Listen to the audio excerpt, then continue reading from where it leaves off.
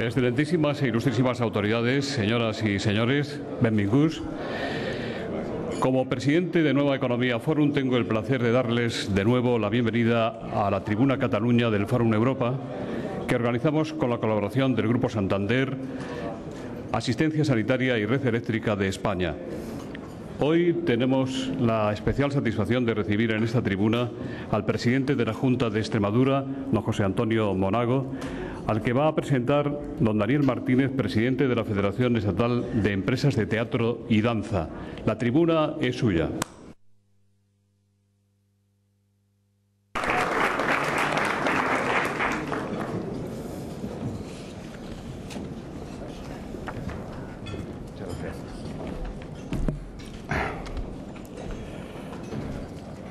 Molt bon día.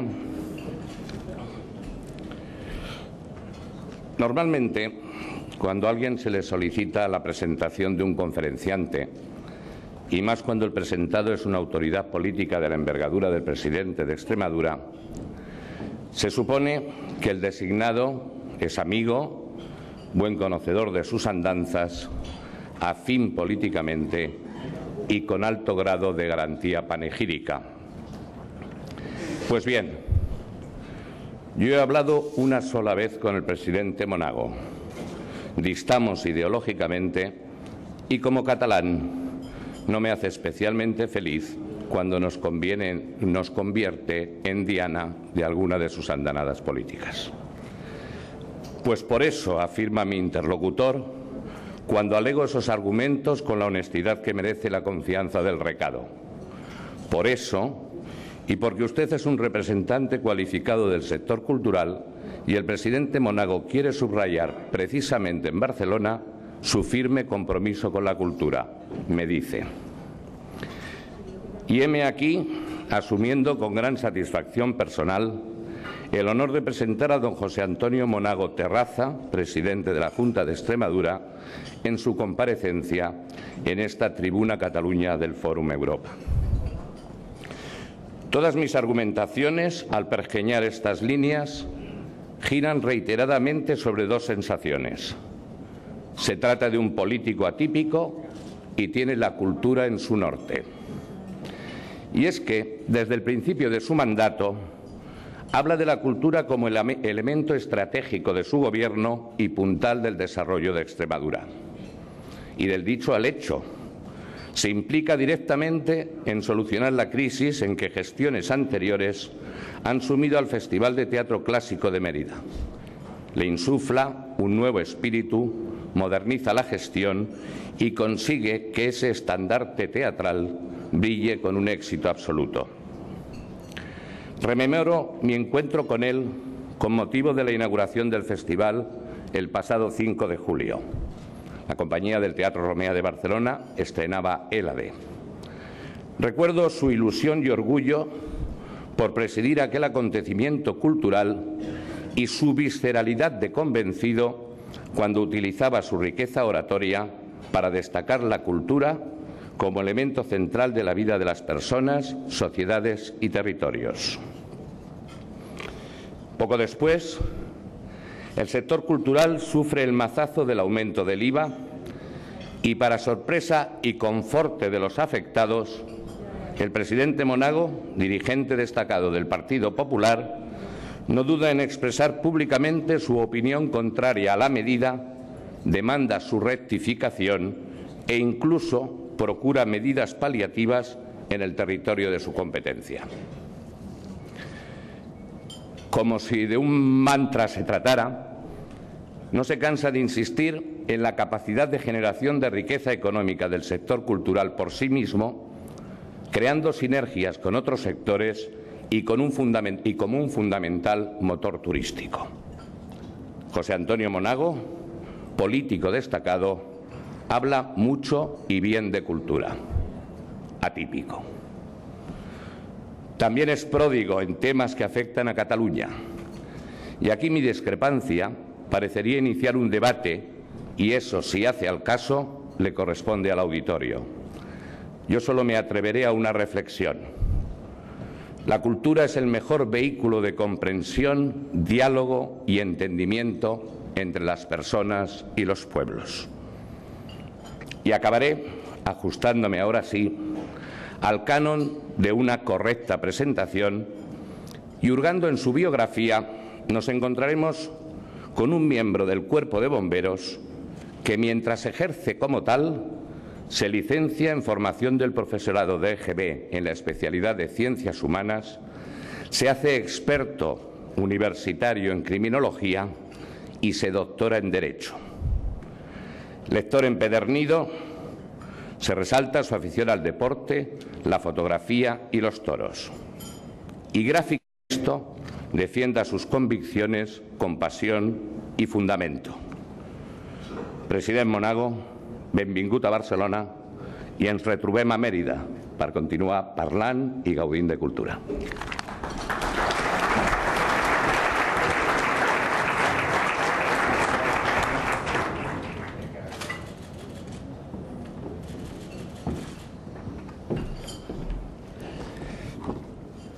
Muy buenos días.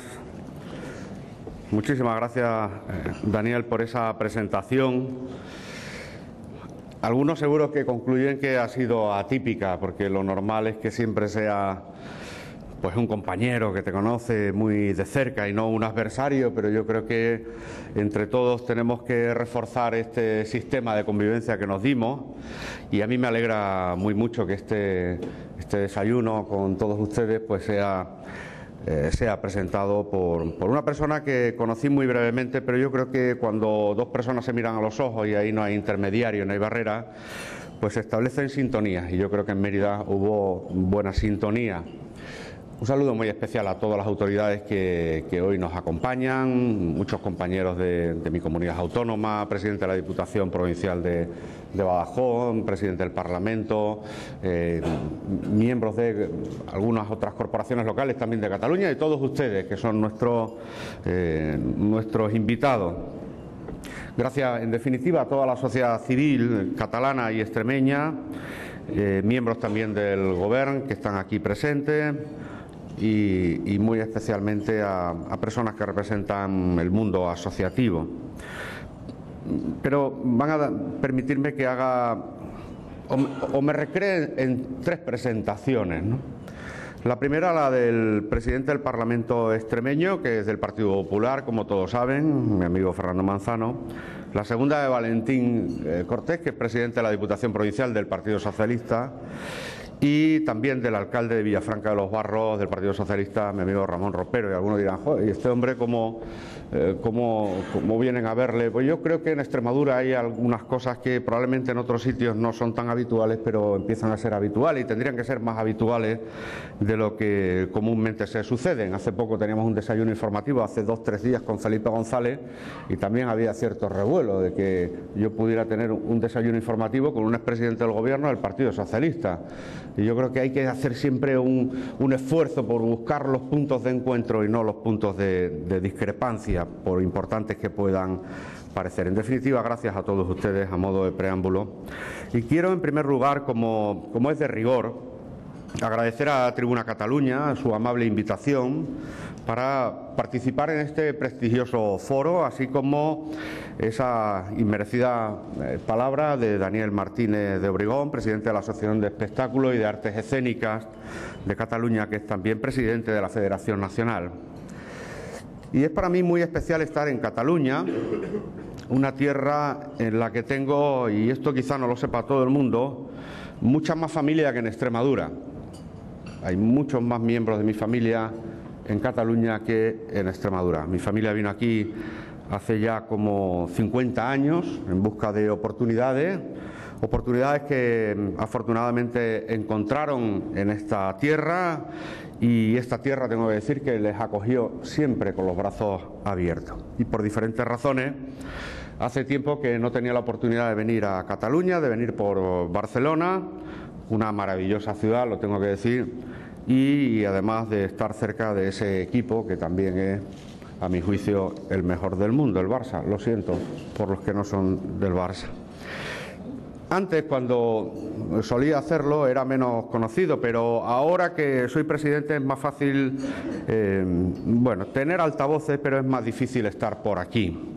porque algunas veces te paran por la calle, como se pueden imaginar, para echarme algunas cuentas. Y algunos de mis colaboradores me han hecho llegar sus prevenciones por considerar que este es un partido que se juega más cómodamente en casa. También algunos compañeros del Partido Popular Catalán, amigos de un lado y de otro, tanto socialistas como nacionalistas. Siempre he cultivado, lo tengo que reconocer, todo tipo de amistades. Y curiosamente han sido estos últimos compañeros, los amigos nacionalistas, los que más me han animado a venirme a Barcelona para exponerle algunas cuestiones institucionales, políticas, económicas y sociales que este presidente considera clave para el desarrollo pleno y la recuperación económica de nuestras nacionalidades y regiones en el conjunto de España. Una de ellas, y la que hoy me atañe, es la del apoyo activo a la cultura en todas sus manifestaciones, pero como les indicaba Daniel, sobre todo, y la que más nos interesa hoy, son todas aquellas que afectan directamente al bolsillo de nuestros empresarios culturales y nuestros espectadores. Me refiero al IVA cultural. Pero para que entiendan cuál es mi visión política de la España de hoy, para que entiendan lo que quiero expresarles y me conozcan un poco más como presidente, muchas veces, y me van a permitir, es mejor comenzar, en lugar de por el principio, por el final. Y solo de esa manera se comprenderá no solo el principio, sino mis principios como presidente. Ustedes lo entenderán. En mi cabeza como presidente está España y está Europa, y eso pesa mucho, yo no se lo voy a negar. Pero en mi corazón está Extremadura. Y mi tierra pesa mucho más. Por eso lo primero que quiero decirle es que mi madre a mí me parió persona, a mí no me parió político, y por lo tanto intento ejercer como tal desde esa nacencia que decía el poeta de la tierra, en tierras de la dehesa, en tierra de Extremadura. Comencemos, por lo tanto, si me permiten, por el final. En Extremadura vamos a bajar los impuestos porque somos una de las comunidades autónomas en España al día de hoy con mayor presión fiscal.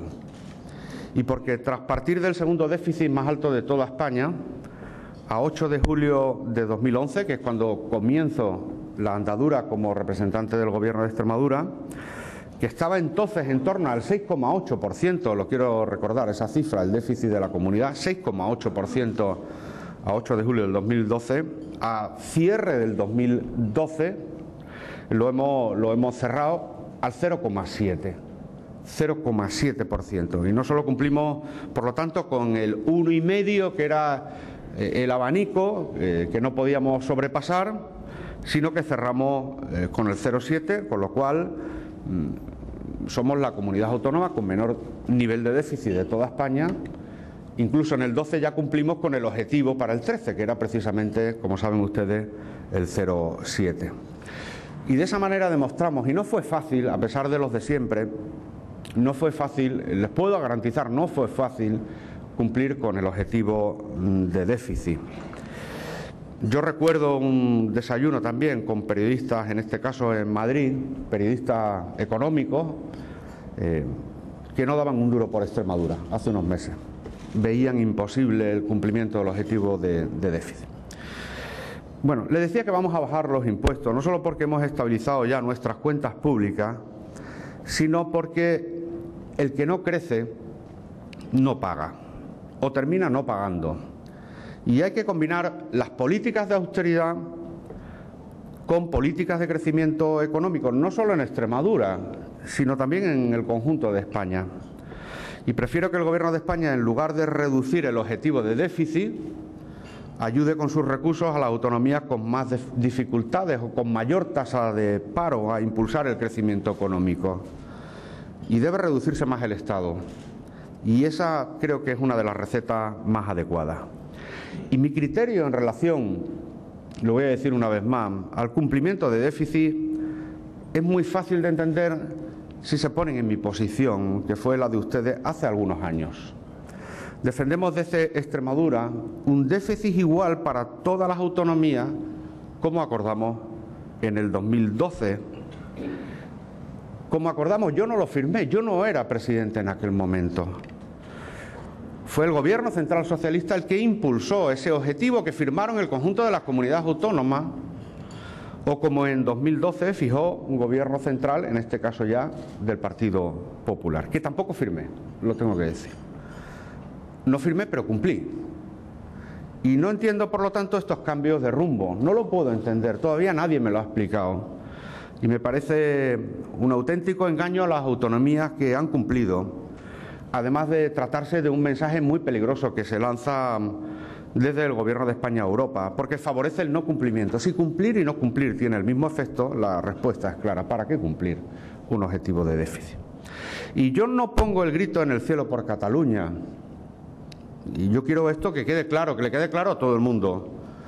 Aquí resuena su tierra y lo entiendo, pero determinados analistas que han escrito sobre el tema deberían informarse, bien porque, por una razón, porque intento siempre prepararme muy bien los temas, y yo he hablado siempre de 5 comunidades autónomas, no de una. He hablado de Cataluña, Comunidad Valenciana, de Murcia, de Baleares y de Andalucía. O sea, 3 del Partido Popular, una del PSOE y otra de Convergencia y Esquerra. Y deben saber también que mi posición en materia de déficit es la misma, les va a sonar esto, que es la del expresidente de la Generalitat de Cataluña, Jordi Pujol, que en los años 90 decía literalmente, abro comillas, el control del déficit público debe tener algunas compensaciones. Y no puedo estar más de acuerdo que con el anterior presidente. Pero ¿cómo hemos conseguido el cumplimiento del déficit?, se preguntarán ustedes. ¿Y cómo le hemos dado la vuelta en poco más de un año a las cuentas autonómicas? Lo primero, reduciendo el Estado. Porque las comunidades autónomas, y en Extremadura también, somos Estado. Eso no lo podemos olvidar nunca. Y reduciendo gastos, eliminando el gasto superfluo de la Administración, el gasto corriente, y devolviendo a la sociedad civil extremeña los espacios y recursos que antes abarcaba la política en Extremadura, que lo impregnaba todo. Simplemente le voy a dar algún dato. En gasto corriente hemos ahorrado más de 100 millones de euros, que para que se hagan una idea, en Extremadura, con un presupuesto de 4.700 millones de euros, es mucho dinero, 16.000 millones de las antiguas pesetas. Ustedes saben mejor que yo dónde hay que ajustar. No me atrevería nunca a decirle dónde tienen que hacerlo cada uno en sus particulares áreas de gobierno en Cataluña. Ustedes tienen un presidente, ustedes tienen un gobierno y un parlamento para plantear una propuesta leal que sea aprobada en el Consejo de Política Fiscal y Financiera, que es donde decidimos entre todos el techo de déficit. Yo digo qué es lo que he hecho yo. En cualquier caso, la reducción de gasto improductivo debe ser una tarea permanente de cualquier gobierno, haya o no haya crisis económica. Y les aseguro que tras 30 años de gobierno de un mismo partido político en Extremadura, no es que me haya encontrado con gasto improductivo, sino que lo que realmente me he encontrado en ocasiones son con nuevas especies vivas de la Administración que se reproducían sistemáticamente. Y les aseguro que no es fácil verla, porque son muy escurridizas. Es normal cuando se lleva tanto tiempo con el mismo signo político gobernando. Y también hemos conseguido el cumplimiento del objetivo de déficit por la vía de nuevos ingresos, por ejemplo, gravando a los bancos. Yo soy partidario de que se instale en España y en Europa un impuesto a las transacciones financieras. Lo he defendido siempre. Creo que los bancos y cajas deben devolver a la sociedad lo que ésta les da. Y afortunadamente una sentencia del Tribunal Constitucional nos permitió ingresar en beneficio de los extremeños 200 millones de euros. Y sin esa sentencia, que alguno la tendrá en mente, en cualquier caso, nuestro déficit se hubiera situado en el 1,2%. Lo digo esto también porque algunos dicen, claro, usted ha cumplido con el déficit porque lo llegó la sentencia del Constitucional. No, con la sentencia fuimos al 0,7, llegó a finales de diciembre. Sin la sentencia hubiéramos cumplido dentro de la horquilla el 1,5, probablemente en el 1,2, 1,1. Por lo tanto, cumplíamos sobradamente, porque estábamos ajustando muy bien cada una de las partidas desde el diálogo y una política también abierta con nuestros ciudadanos. ¿Y es fácil para una autonomía en tiempos de recesión cumplir con el objetivo de déficit? No, no es fácil. Y que se lo digan a las nacionalidades y que se lo digan a las regiones que incumplen. Sí, es fácil. Es muy difícil. ¿Y hay que apoyar, alguien preguntará, a las nacionalidades y regiones incumplidoras? Sí. ¿Y hay que ayudar a los que han cumplido? También. También. Pero todo desde la lealtad y la apertura de los libros contables y no desde el tacticismo político ni las balanzas fiscales, porque estamos hablando entre presidentes. Y aquí no estamos jugando a la oca, porque hoy se pide un déficit a la carta y mañana una financiación a la carta. Y porque no hay una balanza objetiva para medir quién aporta más y quién aporta menos. Unos miden la población, otros la dispersión, otros el Producto Interior Bruto, otros el desempleo. Podemos también medir la producción energética. Nosotros consumimos tan solo el 3% de la energía que producimos en nuestra comunidad. Imagínense si Extremadura hiciera un apagón energético. ¿Se lo han preguntado alguna vez? No soy, de verdad, lo tengo que decir, el anticatalán furibundo que dibuja en ocasiones determinada prensa catalana. Yo defiendo a los catalanes siempre, no se equivoquen, pero no al gobierno de la Generalitat, que honradamente pienso que no está a la altura de las circunstancias. Históricamente la Generalitat ha estado compuesta de personas de extraordinaria valía y con gran sentido común que si estuvieran hoy, estoy seguro que les iría mejor a los catalanes como les va mejor a los vascos ahora. Simplemente pienso, esa es mi opinión, que si determinada clase política catalana, que no los catalanes, que lo que quieren es la garantía de un empleo y sus prestaciones sociales, lo entiendo perfectamente, pienso que si determinada clase política catalana tuviera mayor amplitud de mira en este espacio global en el que vivimos, probablemente algunos problemas estarían resueltos a estas alturas.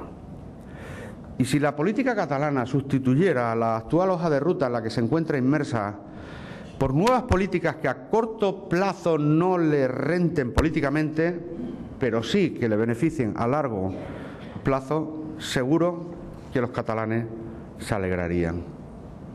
Yo, que leo mucha prensa, les puedo asegurar que el contexto económico que vivimos no está ni para relatos ni para aventuras, porque no hablamos de literatura. E incluso lo digo de veras, para todos aquellos que les preocupa la matemática electoral, estoy convencido de que si hubiera mayor altura de mira y mayor perspectiva, no a corto, sino a largo, y se dejara de un lado el tacticismo, se subirían en los sondeos.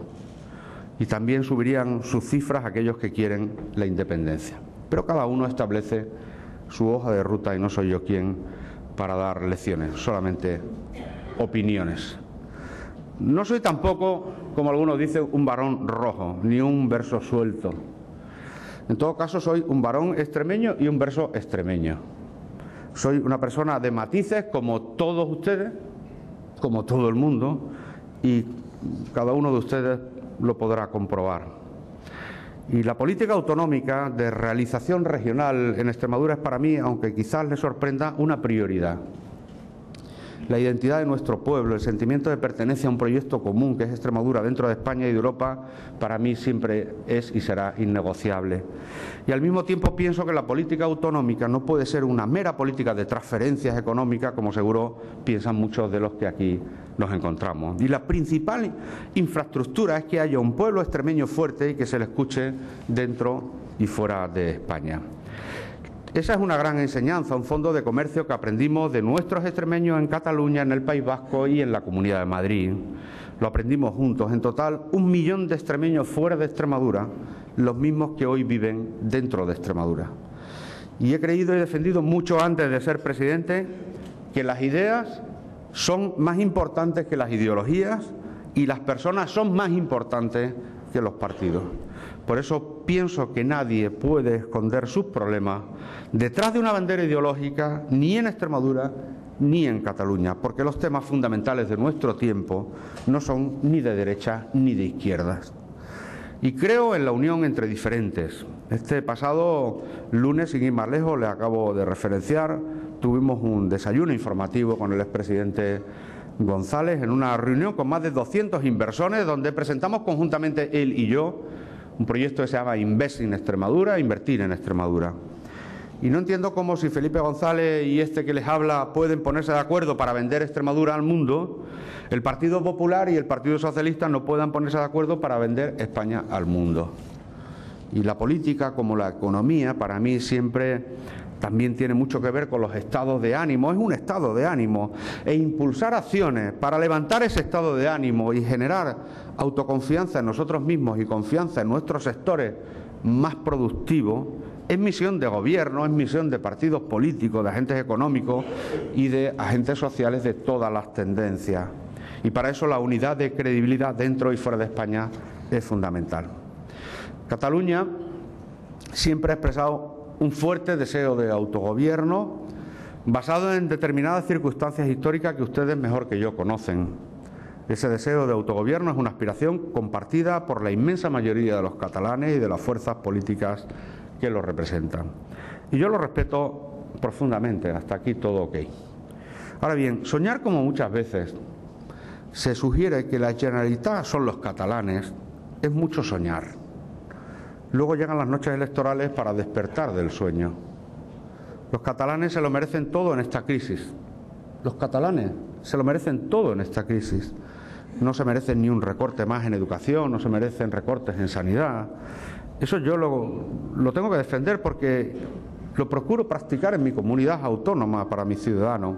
Es lo que voy a defender en el Consejo de Política Fiscal y Financiera cuando tenga oportunidad. Ahora, también eso es compatible con hacer importantes ajustes. Y además le voy a decir más. Sin la contribución de los catalanes no puede entenderse el desarrollo de Extremadura. No puede entenderse el desarrollo de Extremadura ni de España, ni de Europa en los últimos años. Y que nadie lo dude, el presidente de Extremadura, todas nuestras instituciones y los extremeños siempre van a estar ahí como siempre hemos estado, porque tampoco puede entenderse la historia de la Cataluña de hoy sin la contribución de más de 200.000 extremeños que forman parte del pueblo catalán y que también se sienten catalanes. Aquí están muchos de nuestros familiares. Y bajo la premisa de que los catalanes como los extremeños están por encima de cualquier gobierno, tenemos y podemos entendernos. La Generalitat se decide, por lo tanto, cada 4 años en elecciones abiertas en función de la gestión y los resultados de un gobierno y un presidente. Y con esto lo que quiero señalarles es que desde estas bases y como cualquier ciudadano defiendo mi derecho a discrepar políticamente, porque en democracia no hay un único gobierno posible, sino muchos. Y el que piense lo contrario tiene un problema no solo de forma, sino de fondo. Y cuando determinados políticos en Cataluña solicitan la paralización de las obras del AVE extremeño para hacer lobby político, sustituyen el concierto institucional por disparar contra la ilusión y las esperanzas de mi pueblo. Y yo como presidente defiendo a mi gente por activa, por pasiva, por transitiva, aquí y en la China, como hacen algunos de ustedes. Y cuando se ataca la cuantía, como esta semana, que destino como presidente a las políticas de cooperación al desarrollo desde el Gobierno de Extremadura, yo les tengo que responder a los que lo hacen que el independentismo es el verdadero responsable de los recortes en las políticas de cooperación en Cataluña. Y lo pienso de veras, pero es tan solo una posición política. Y no hace falta que me hagan un consejo de guerra, aunque en mi opinión ese permanente estado de excepción de los últimos años en Cataluña es el que está alejando a la Generalitat del resto, no solo de España, que quizá a algunos no les importe, sino sobre todo del resto de Europa. Pero a pesar de ello siempre puede haber puntos de encuentro. De hecho, estoy de acuerdo como muchos catalanes en criticar al que recibe, pero escuchen bien, estoy de acuerdo en criticar al que recibe y luego se gasta más de lo que recibe, como opina la inmensa mayoría de los catalanes. Pero esa no es Extremadura, esa es Andalucía. Así que apunten bien el tiro. Apunten bien el tiro. Extremadura y Cataluña somos hoy dos caras de una misma moneda. Mi gobierno es además un ejecutivo maduro, muy serio y muy profesional, que se defiende no solo con pasiones, sino con razones. Ustedes pueden tirar la moneda, pero no siempre les va a salir cara, y menos en un tiempo político en el que los recursos económicos son escasos para todos. Y a este paso nos vamos a acabar peleando, como se decía en castizo, por la ropa. Miren, durante casi 2 años de gobierno hemos tomado muchas decisiones. Me ha tocado defender posiciones. He solicitado al Gobierno central subir los impuestos, como se dice comúnmente, a los ricos, aunque yo en Extremadura tengo pocos ricos. Mantener el impuesto de patrimonio. Hemos abonado la paga extra a los funcionarios. Hemos luchado por nuestra industria de renovables e incrementado los impuestos a las centrales nucleares. Hemos aplicado deducciones al material escolar para paliar la subida del IVA. Hemos iniciado una reforma de nuestra ley electoral para que se abran las listas políticas en nuestra región a la sociedad civil. Hemos sido pioneros en la aprobación de una ley de transparencia y ayer bajamos el paro registrado en nuestra comunidad, que falta nos hace, en 4.000 personas. Y el siguiente paso, tras la consolidación fiscal y el crecimiento económico, será la creación del empleo. Asimismo, mañana aprobaremos en el Parlamento Regional de Extremadura la Ley de la Renta Básica, con la que contará Extremadura por primera vez en su historia. Un derecho social, un nuevo derecho social, impulsado por mi Gobierno, con el apoyo de todos los grupos políticos. Y lo hemos hecho equilibrando nuestras cuentas en una región que duplicó su deuda en los últimos 4 años y que hoy tiene la deuda más baja del país, sin acudir al Fondo de Liquidez Autonómica y gracias a ello pudiendo ser hoy la única comunidad autónoma en España con un presupuesto expansivo, la única que no tiene que hacer importantes recortes adicionales, la única que puede conceder ayudas para inversión a las grandes empresas y la única, y esto es decisivo, que va a disponer de fondos comunitarios de la Unión Europea en el nuevo marco financiero plurianual 2014 al 2020. Algo tiene malo ser objetivo 1 y es que tu nivel de convergencia todavía no llega a la media comunitaria. Algo tiene bueno cuando se introduce también a esta comunidad, la única de España en el marco financiero plurianual. Y en política lo fácil es atribuir etiquetas simplificadoras, pero la verdadera política por la que trabaja históricamente cualquier persona es por simplificar esas etiquetas. Aunque algunos de sus analistas se han equivocado etiquetándome de derecha a izquierda cuando la lectura que practico suele ser siempre de izquierda a derecha. Me imagino que como la mayoría de ustedes. Ese ha sido el mismo error, lo digo con sinceridad, en una crítica constructiva que ha cometido el Gobierno de España, estereotipando al mundo de la cultura. El Gobierno de España cometió un error importante al pensar que el mundo de la cultura era lisa y llanamente los de la ceja. Y eso no es así.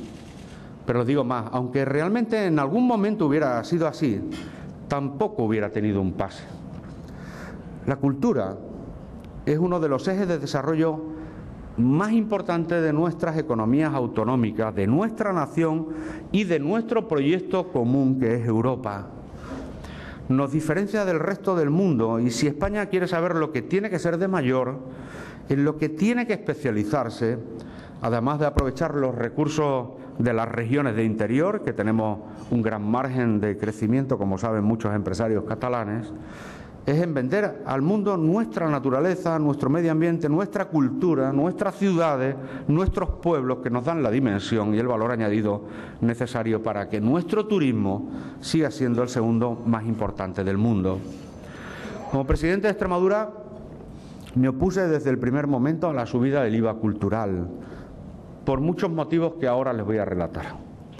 No les niego que yo tengo aquí una cruzada particular, además, que es la de conseguir que todos los gobernantes interioricen que la cultura es imprescindible para la recuperación económica de nuestro país y para levantar también el estado de ánimo de nuestra sociedad civil. A pesar de que fuese mi propio partido el que implementase esta medida, siempre he antepuesto el interés general a los intereses partidistas con naturalidad. Extremadura es una tierra de cultura. El que va a Extremadura se da cuenta. Somos una gran alfombra verde en estos días en la que conviven músicos, artistas, actores, actrices, teatro, danza, magia, nuestra tradición romana, nuestra tradición judía, nuestra tradición musulmana, portuguesa, andaluza en alguna parte, con empresas pequeñas y medianas y emprendedores de todo tipo en el sector de la restauración, de los hoteles, de las casas rurales, los balnearios, un turismo de interior, como me gusta decir, que es auténtico gracias a la cultura. El turismo y la cultura forman parte de un sistema que se sostiene por los espectáculos culturales. Esto es así en toda España, pero quizás se vea más claro en el caso de mi tierra. Para nosotros, la cultura es un eje de desarrollo básico de nuestra economía regional por su repercusión decisiva en el sector turístico de nuestra comunidad. Siempre digo que la cultura en Extremadura no solo alimenta el alma, sino que también engorda nuestra cuenta de resultados, porque la cultura es el mejor escaparate turístico de nuestra región. Y desde el primer momento defendimos desde Extremadura que una subida del IVA cultural del 8 al 21% podía tener consecuencias negativas no solo para el sector, sino para nuestras cuentas públicas. Fueron también muchos los profesionales que se opusieron a esta medida. Lamentablemente ni ellos ni yo estábamos equivocados. Los datos recogidos en el estudio de la Federación Estatal de Asociaciones de Empresas de Teatro y Danza reflejan claramente las consecuencias que ha tenido en sus primeros meses la subida del IVA cultural. En el tercer cuatrimestre del año pasado, la recaudación ha caído un 24,91% de media, en concreto un 28,14% aquí en Barcelona, un 19,44% en Madrid y más del 32% en el resto de España.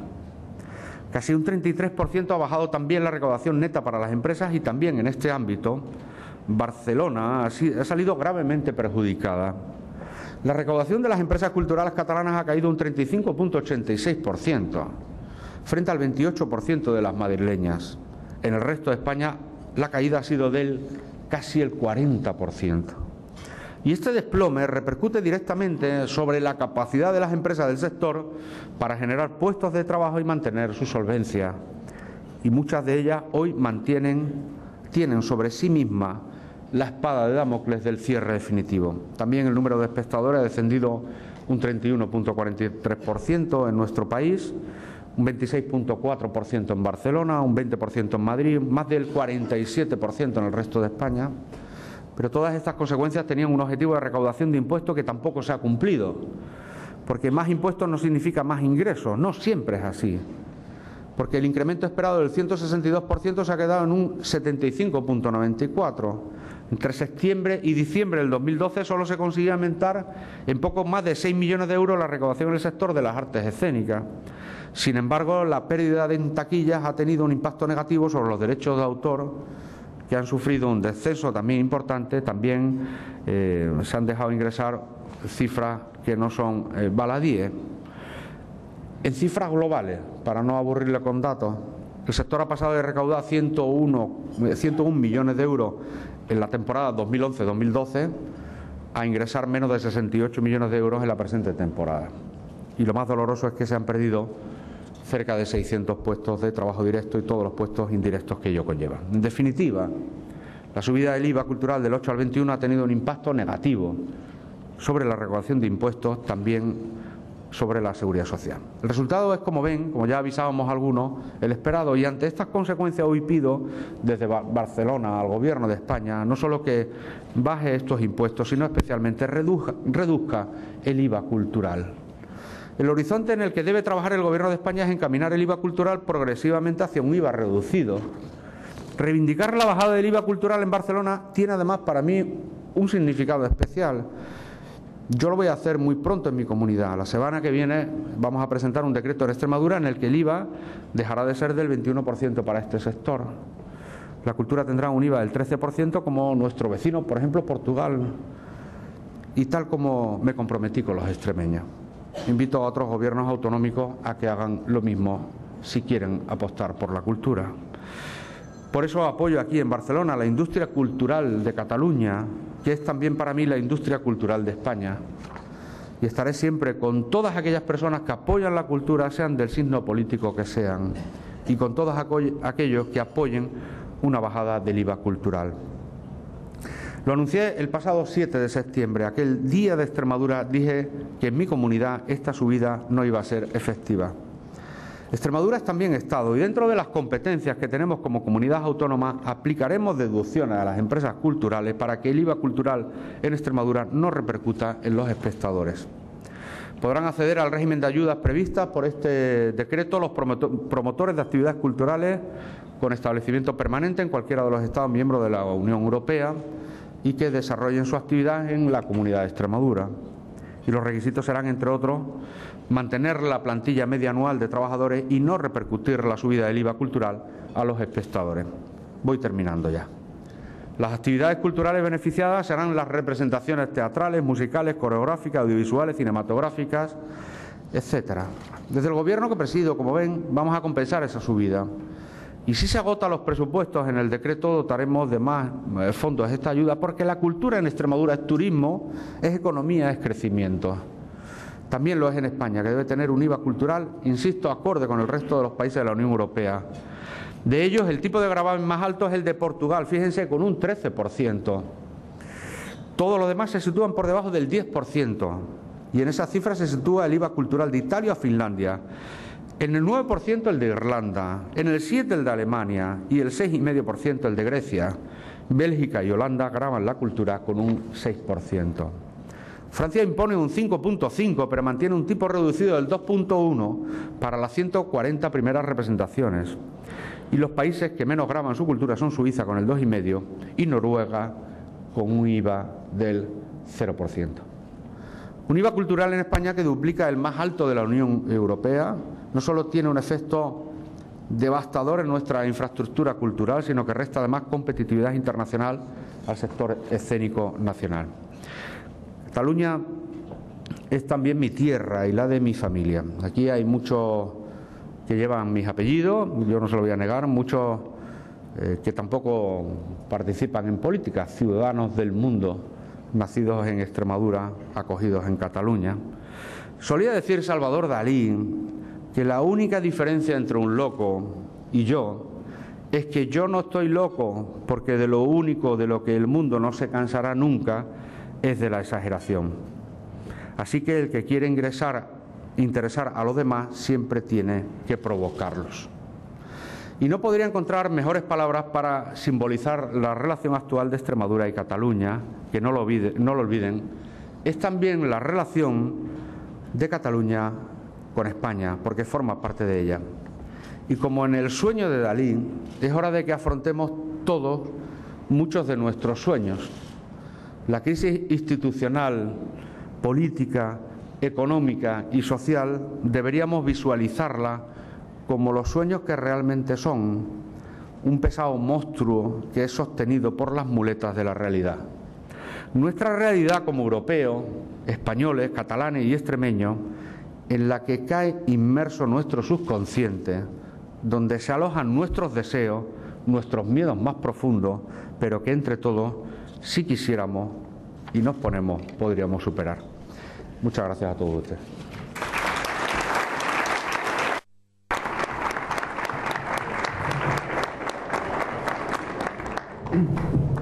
Muchas gracias, presidente.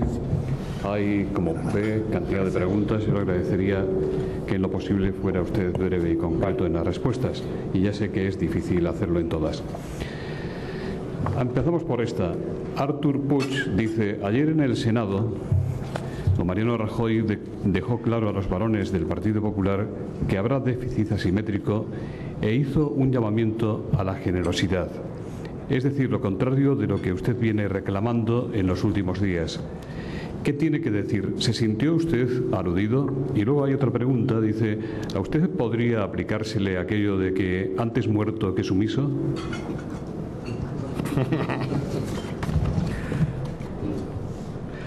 Bueno, yo agradezco la pregunta. Yo no he sido nunca sumiso, ni creo que sea recomendable en los tiempos que corren ser sumiso, ¿no? Intento de verdad plantear con honestidad lo que pienso. Intento también que no sea nunca contra nadie, pero eso no quiere decir que por prudencia uno en ocasiones se guarde lo que tiene que decir, porque creo que enriquece el debate y puede aportar luz. No hay pensamientos únicos en los partidos. Quien piense eso, los partidos no son sectas, no son sectas.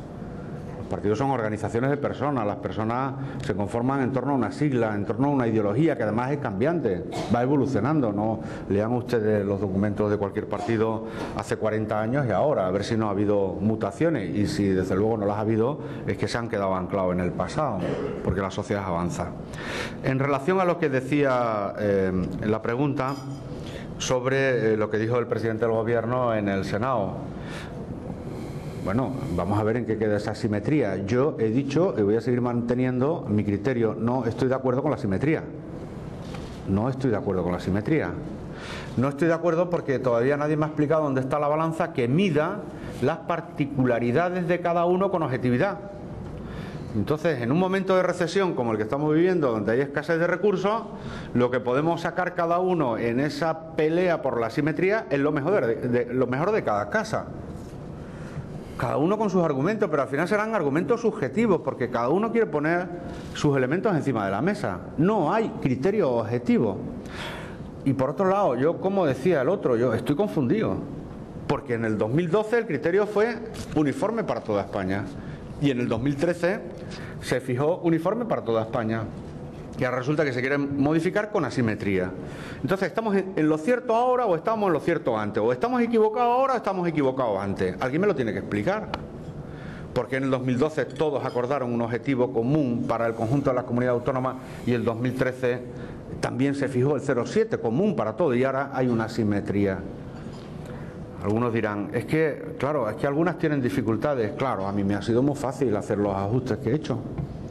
Con un 35% de paro, como pueden ustedes imaginarse, me ha sido muy fácil. Y al pueblo extremeño le ha sido fácil hacer los ajustes para cumplir con el déficit. Pero si ahora hay asimetrías para quien no cumplió, la pregunta, insisto, es ¿para qué cumplí yo? ¿Por qué gana crédito España en Bruselas? Porque le muestran las cuentas de estabilidad del sector público autonómico que ha hecho sus tareas. Porque había un objetivo de déficit común que era el 1,5. ¿Y por qué? No fuimos al 1,7, pero fuimos a Bruselas y le dijimos, oiga, España ha hecho las cuentas, ¿no? Ha hecho bien las cuentas en el ámbito autonómico. Oiga, pero hay que decir que las hizo por los que los hicimos, no por los que no lo hicieron, sino la situación de España en estos momentos sería distinta en cuanto al crédito ante la Unión Europea. ¿O no? Yo creo que sí. Entonces, como nadie es capaz de darme una solución y todavía no he visto cuáles son los criterios de la simetría, bueno, pues me tengo que oponer, salvo que alguien me convenza, cosa que es bastante difícil. Pero no porque tenga una respuesta a priori, es porque en este escenario cada uno va a sacar sus particulares criterios. Pongo un ejemplo, porque algo he oído, porque ya se sabe cómo caza la perrina, que dice la expresión. Criterio de población se tiene que primar. Oye, pero es un criterio subjetivo. No, es objetivo, se cuentan las personas. No, mire usted, es un criterio subjetivo. ¿Quién es más fácil llevar la sanidad? ¿A Extremadura con 1.100.000 personas en 42.000 kilómetros cuadrados, que es la mitad de extensión que Andalucía? ¿O en un barrio de Madrid que caben 1.100.000 personas? Los dos son 1 millón, pero no es lo mismo. El criterio es subjetivo. Será más barato si está concentrada la población en un barrio de Madrid, llevarle la sanidad, ¿no? No que yo que tengo 388 pueblos dispersos por 42.000 kilómetros cuadrados, como el Estado de Israel. Otro es la aportación al PIB. Bueno, pero la aportación al PIB, ¿en qué? En función de... Porque seguro que hay alguna pregunta, ya aprovecho. En función del esfuerzo fiscal, no, el esfuerzo fiscal lo hacen las personas, no los territorios. O esto de las balanzas fiscales es un axioma económico, porque yo no lo conozco como tal. ¿Por qué no se circunscribe a las provincias, o a las ciudades, o a los barrios? Es que contribuyen las personas. ¿Quién hace mayor esfuerzo fiscal? ¿Este que les habla o un parado catalán? Es que son las personas. Entonces, por lo tanto, como son criterios subjetivos, lo que quiero decir, va a ser muy difícil encontrar la balanza de medición objetiva y lo que vamos a sacar cada uno es lo mejor de nuestra casa. Aunque sea un sistema que no sea del todo el más ortodoxo, será el menos malo, el que todos tengamos el mismo objetivo. Por cierto, insisto, que es lo que se firmó en el 2012 y en el 2013. Roser Palau dice, ¿en qué impuestos y tasas concretos que entran en las competencias de su comunidad autónoma va a aplicar la reforma o rebaja que anuncia? ¿Podría adelantarnos algo sobre cómo se modificarán los tipos y en qué impuestos y tasas? Y luego hay otra pregunta de Pera Martí, de 8 Televisión. Dice, ¿cómo puede bajar impuestos cuando el 17% del PIB de Extremadura proviene de otras comunidades autónomas y en particular de Cataluña? Bueno, lo segundo no es cierto. No es cierto. No es cierto. De Cataluña no. Por cierto, hay un texto que yo no sé si conocen ustedes, que tiene 169 artículos, que se llama Constitución Española, que habla de un principio de solidaridad. Ojalá fuera yo contribuyente neto al conjunto del Estado. Ojalá fuera contribuyente neto. Lo digo esto porque aquí cada uno saca lo mejor de sus argumentos. Es que se lo da a Cataluña, joder, qué bien, ¿no? No, será el esfuerzo de algunos catalanes, algunos madrileños, algunos vascos y algunos extremeños que también pagan sus impuestos. Porque vengo de una tierra que se paga impuestos, no sé si lo saben ustedes, con la mayor presión fiscal de toda España de ámbito autonómico. Bueno, como el objetivo del déficit era del 0,7 y parece que va a haber un cierto margen, vamos a ver en qué queda ese margen. Se va a ir al 1,2, pero no sabemos, porque si hay asimetría puede ser que el que no cumplió se vaya al 1,7 o al 2 y el que cumplió pues tenga que soportar al que no cumplió. Entonces, en función también de ese recorrido vamos a articular esa bajada de impuestos y de tasas. No le voy a avanzar todavía ningún dato concreto, pero sí le voy a decir que con carácter general son todos los impuestos y tasas que repercutan en la actividad emprendedora, en la actividad empresarial en nuestra comunidad autónoma.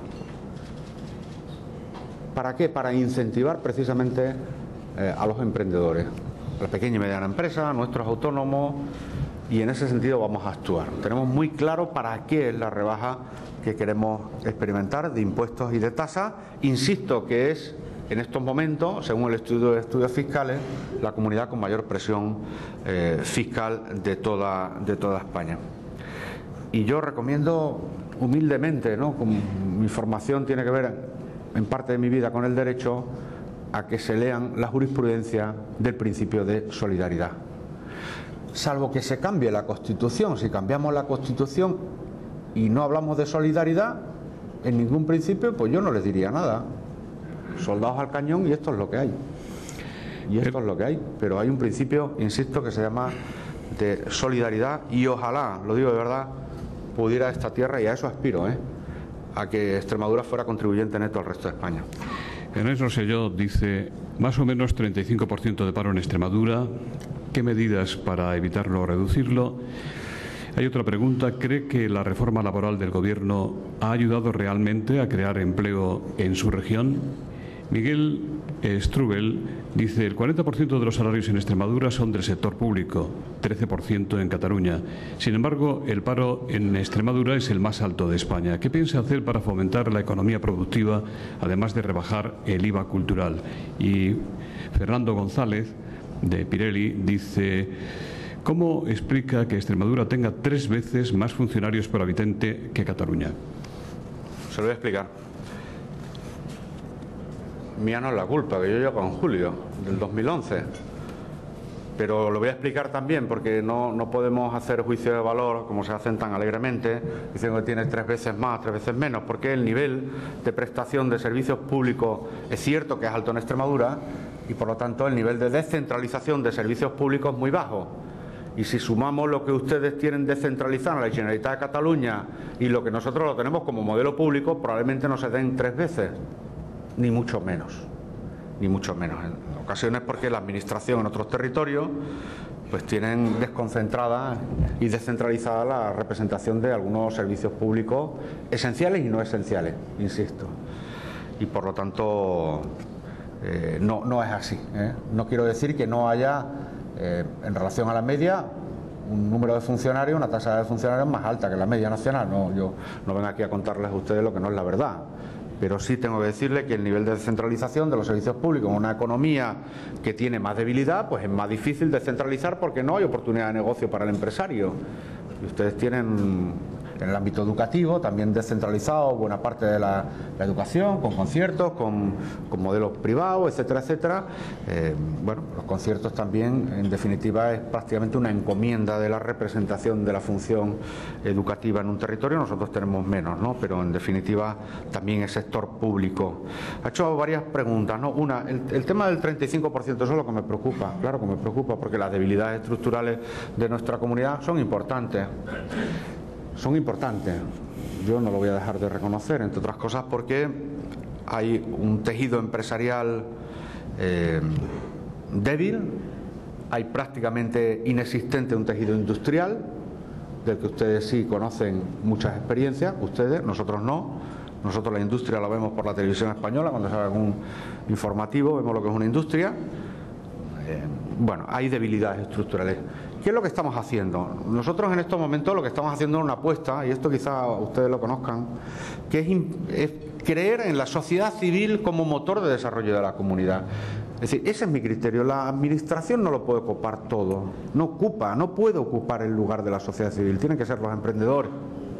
En definitiva, los que generan riqueza y valor añadido en una comunidad. Y ahí estamos apoyando mucho la actividad emprendedora. Hace poco hicimos una jornada de innovación con el Estado de Israel. Estamos colaborando para la instalación de una bioincubadora en el campo de la biomedicina en nuestra comunidad autónoma, para analizar también el modelo de desarrollo de Israel y extraer conclusiones. Un país que tiene 8 millones de habitantes, les tengo que recordar, pero que tiene más empresas en el índice Nasdaq que toda la Unión Europea, con 8 millones. Y eso se pudo hacer con 8 millones frente a este monstruo que es la Unión Europea en cuanto a competitividad. Con 1 millón de habitantes, en un territorio que tiene muchos recursos, se pueden hacer cosas.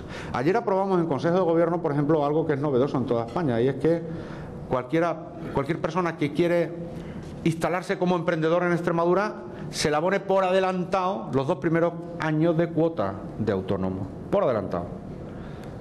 ¿Por qué? Porque uno le tiene que tener, en todo caso, respeto a la actividad emprendedora, pero no miedo a la administración y a la tardanza en las ayudas públicas. Apoyamos a los emprendedores, por ejemplo, en Extremadura, pagándole las tasas locales por inicio de actividad de su negocio, haciéndole los planes de viabilidad de su negocio, pagándole los gastos correspondientes a la asesoría contable y laboral de su negocio. Es decir, apoyar a la pyme, que es la base, en definitiva, del desarrollo de un país, de España, de Cataluña también, porque si se apoya a la pyme, algún día tendremos gran empresa. No se crean de la noche a la mañana la gran empresa, al final en ocasiones son pequeñas startups, pequeñas unidades de negocio, unas cuajan, otras no, otras evolucionan y forman grandes corporaciones empresariales, pero nacen siempre al final de pequeñas iniciativas. Y eso es lo que estamos haciendo. Tenemos una estrategia importante, Invest in Extremadura. Estamos teniendo rondas de contacto con inversores nacionales e internacionales permanentemente. Ese fue el fundamento de que el otro día no fuera al Comité Ejecutivo Nacional. Hacía 2 meses que tenía convocado un foro con 200 inversores en Extremadura. Venía Felipe González, lo había invitado yo personalmente, él accedió. Me convoca un comité ejecutivo y al final faltaron más, pero solo se acuerdan de mí. Yo no sé qué. Presidente, ¿usted invitó al expresidente del gobierno, yo, claro, señor Aznar? ¿Al señor Aznar le invitó también o no? De momento no, pero no lo descarto. Como si tengo que invitar a Julián Guita. Si quiere hablar bien de Extremadura, cualquiera de ustedes. Pero si es que es normal, Uno tiene que buscar, los embajadores no están solo en tu partido. Es que a un territorio no solo lo quieren los de tu partido, pasa igual en Cataluña, los pueden querer con la misma intensidad, un señor sea de Esquerra de Convergencia, del PP o de lo que sea. Oye, pero si hay una apuesta por un objetivo y viene González, pues yo encantado. ¿O qué pongo aquí? Welcome solo a los que son del PP. No puede ser, ¿no? Desde Televisión Española, presidente, le dicen: tenemos 2 proyectos, el AVE a Extremadura y el corredor mediterráneo. Económicamente, ¿cuál cree que puede beneficiar más al país en estos momentos?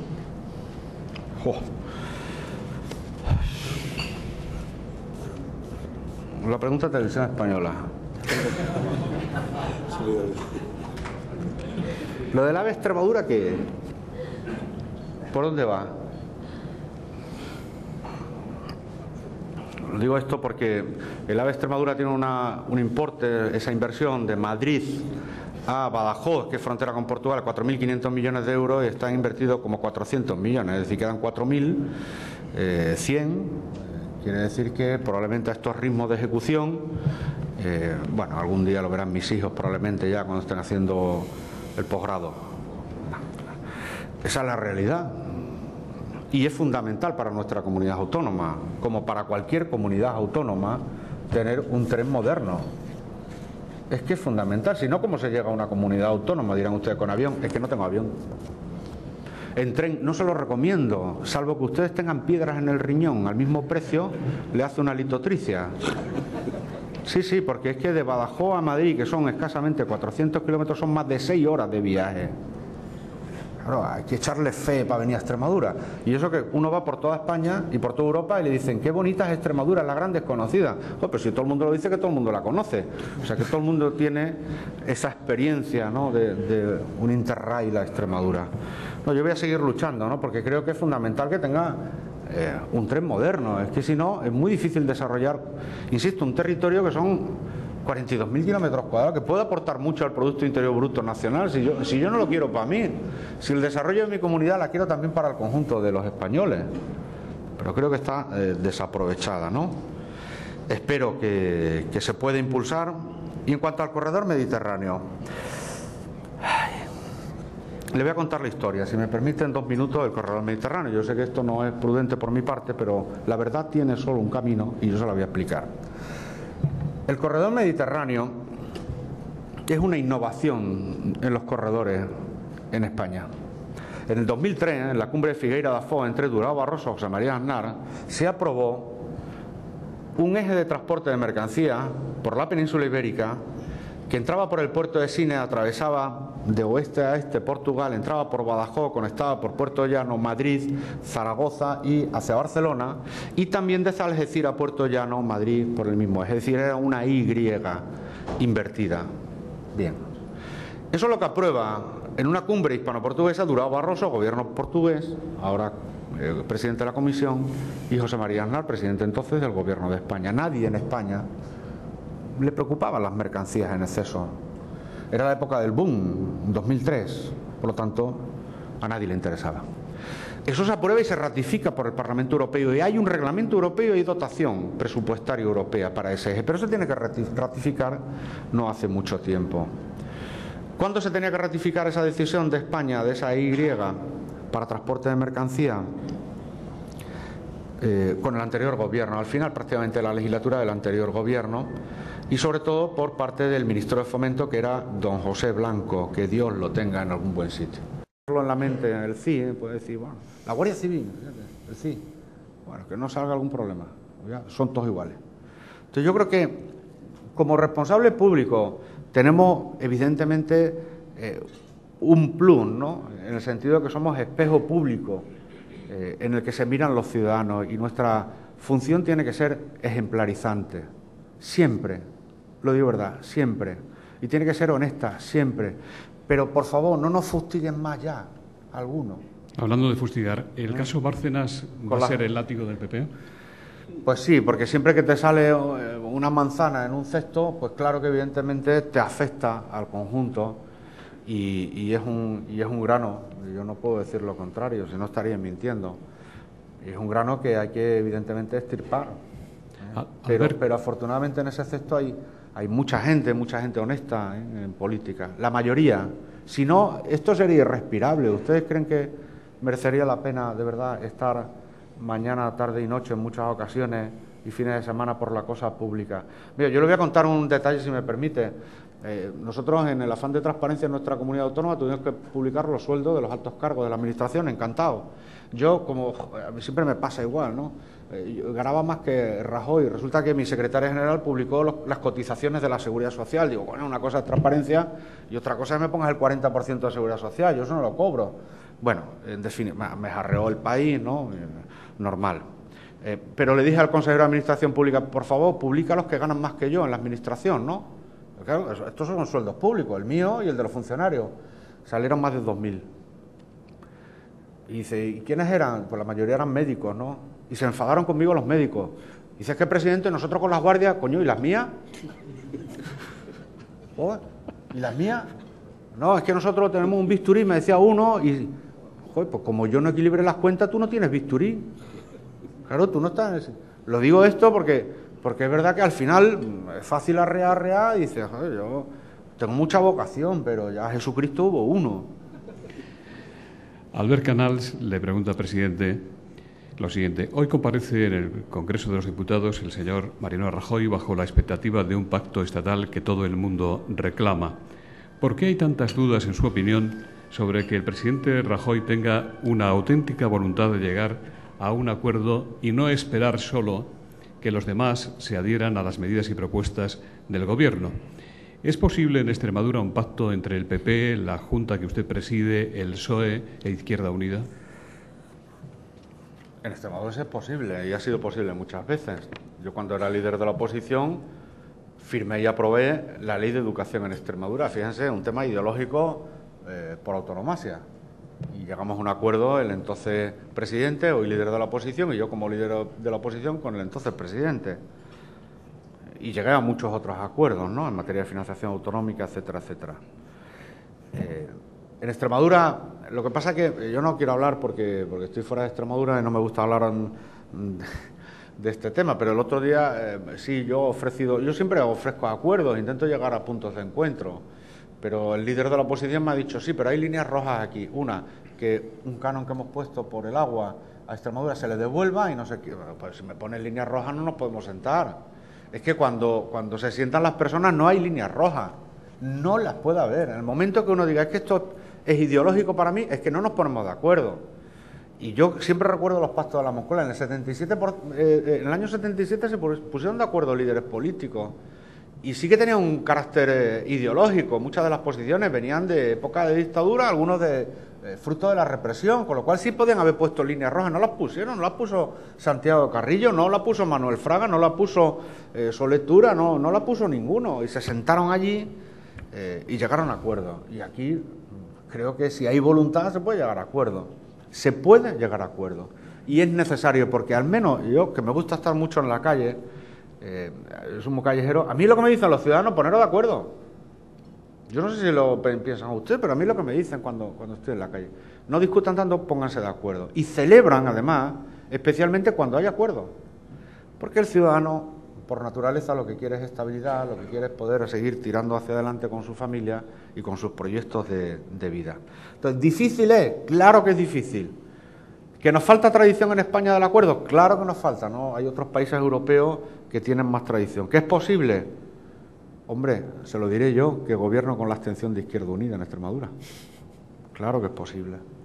Jordi Serrat dice, usted comparte con muchos españoles la impresión de que en nuestro país la justicia no es igual para todos, después de que la Audiencia de Palma haya suspendido la imputación de doña Elena, la hija del rey, o cree, doña Cristina, se te prefería doña Cristina, o cree como el ministro Margallo que es una magnífica noticia porque es una infanta de España.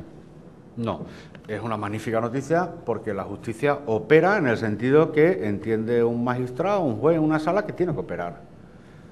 Y desde el respeto que le tengo que tener a la Administración de Justicia, bueno, si esto es lo que ha decidido, me alegro, y si hubiera sido en su contrario, pues también me alegro, porque es lo que decide en principio. Yo me tuve la molestia de leerme el auto de imputación. No había por dónde cogerlo, pero la opinión de este humilde licenciado en Derecho, no había por dónde cogerlo. Ahora, tampoco podemos llevar al patíbulo a una persona por ser miembro de la Casa Real. A ver si, como decía alguno, a ver si todos los problemas de España son por culpa de una infanta. La infanta tiene que tener el tratamiento exactamente procesal que cualquier ciudadano, ni más ni menos. Ahora esto es la España de Di Stéfano y de Kubala. Entonces aquí todos somos magistrados en España, todos sabemos si se ha hecho bien el auto de imputación, si no se ha hecho, si la estrategia procesal se ajustaba o no se ajustaba. Aquí opinamos todo, pasa como con el fútbol, ¿no? Pero yo confío en la Administración de Justicia. Es que si no confiara en la Administración de Justicia, ¿qué nos queda? ¿Qué nos queda? Y yo creo que se habrá actuado con imparcialidad. Más preguntas. si hubiera posible un camino para salir de la crisis y la solución es la independencia de España, la independencia de España, y en vez de proponerlo Cataluña fuera Extremadura, ¿qué posición adoptaría usted delante del Gobierno de España? Alex Goñi, de PIMEC, dice: ¿está de acuerdo en que Cataluña pueda ejercer libre y democráticamente el derecho a votar su futuro colectivo, incluso los muchos extremeños que viven en Cataluña? Y Lluís Cabrera dice: los originarios de Extremadura o de Andalucía, desde el primer día que llegamos a Cataluña, somos catalanes. Por favor, no juegue con el doble rasero sentimental. Los orígenes allí quedaron. Las oligarquías extremeñas y andaluzas en connivencia con la dictadura franquista, etc. Y después concluye el señor Cabrera en que los catalanes queremos ejercer nuestro derecho a la autodeterminación y además apoyaremos un Estado independiente. Después nos hermanaremos con quien decidamos. Muy bien, bueno, son muchas preguntas en una. Yo contestar a lo de la oligarquía andaluza. Aquí hay que estudiar más historia. Aquí connivencia con la dictadura los ha habido de todos los colores y en todas las partes. Y si no, que algunos vean El Nodo. Sí, El Nodo. Algunos reportajes hay al respecto, pero bueno, yo no voy a entrar en más disquisiciones porque veo que quien formuló la pregunta no conoce. Claro que había oligarquía en Extremadura y Andalucía, claro, como que eran latifundios. ¿Y por qué eran latifundios? Pues muy sencillo, porque era una tierra en la que la mesta, en definitiva, la transhumancia del ganado pasaba, ¿no?, del norte al sur. Se esquilmaron esas tierras, esos territorios para que pudieran pastar las ovejas. Allí se engordaban las ovejas, se cardaban en otros sitios, no muy lejos de aquí. La industria textil estaba donde estaba. ¿Lo recuerdan ustedes eso en la historia de España? Es decir, nosotros criábamos los pastos, al final esos bosques que habíamos heredado los talamos todo entero, entre otras cosas con la influencia de la Iglesia, que era uno de los propietarios, y la lana iba a otro sitio. Normal que fuera a otro sitio, no teníamos puerto de mar, lo tenían ustedes en Cataluña. Por eso viene el refrán ese de que unos, ¿cómo era? Unos crían la lana y otros cardan la lana, ¿no?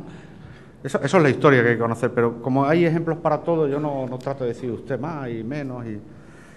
Yo creo que, pero esa es mi opinión, insisto, yo no vengo aquí a darle lecciones a nadie, yo opino como uno más y tengo derecho también.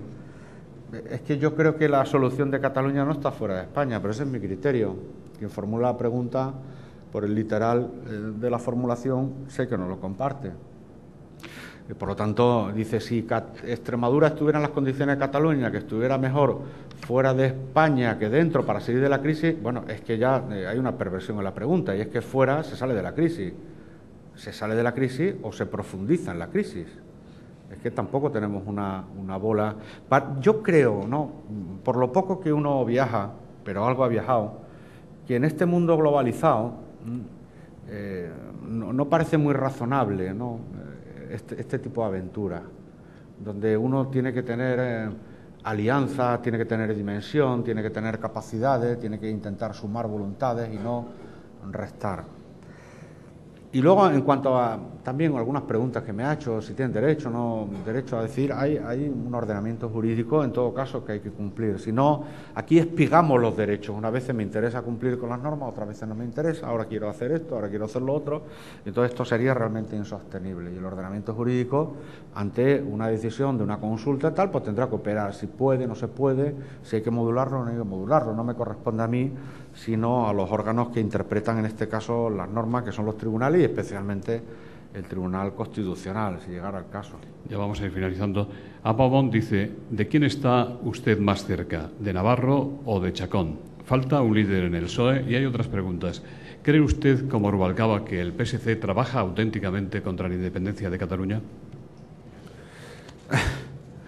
Yo no estoy cerca ni de Navarro ni de Chacón. A mí que me registren. Pero ya lo que me hace falta a mí, que...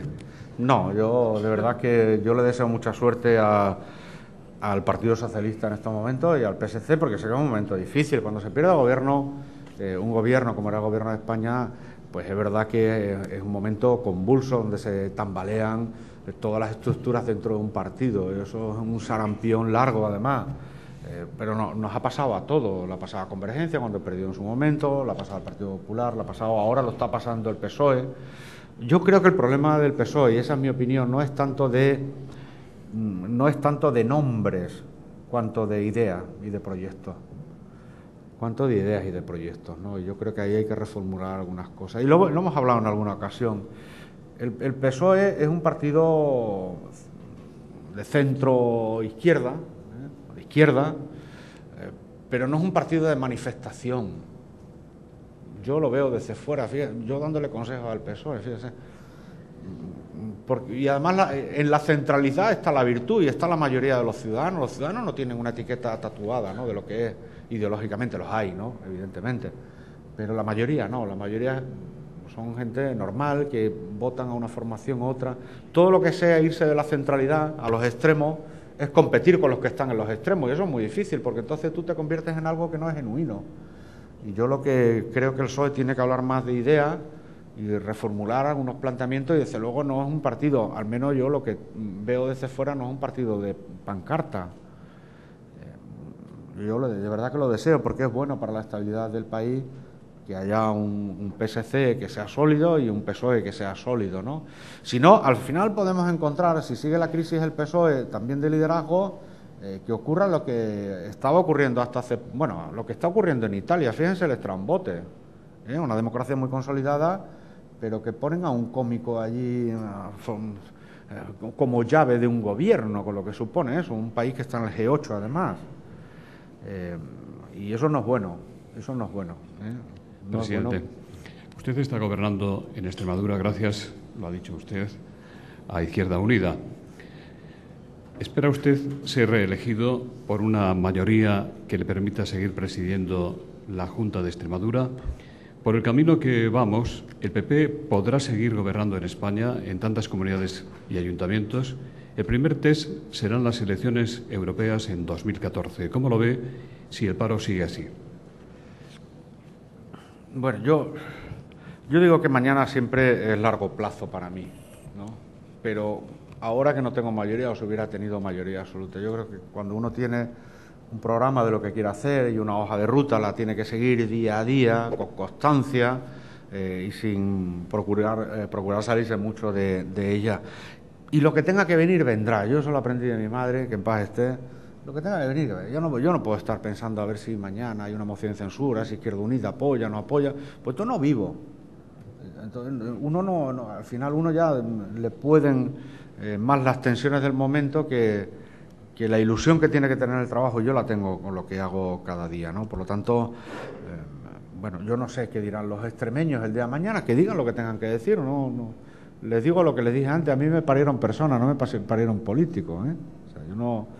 Mi vocación no es estar toda la vida en esto, es una fase de mi vida que la quiero desplegar, intento con la máxima eficacia para mis ciudadanos, pero ya está, pero se puede ejercer con pasión la política, el derecho o el cuerpo bombero, es que da exactamente igual, la vida hay que tener ilusiones, ¿no? En cuanto a los europeos, pues no lo sé, porque es verdad que han visto ustedes algunas encuestas que han salido recientemente, donde es verdad que ha habido un cierto retroceso del Partido Popular, pero no recoge el Partido Socialista.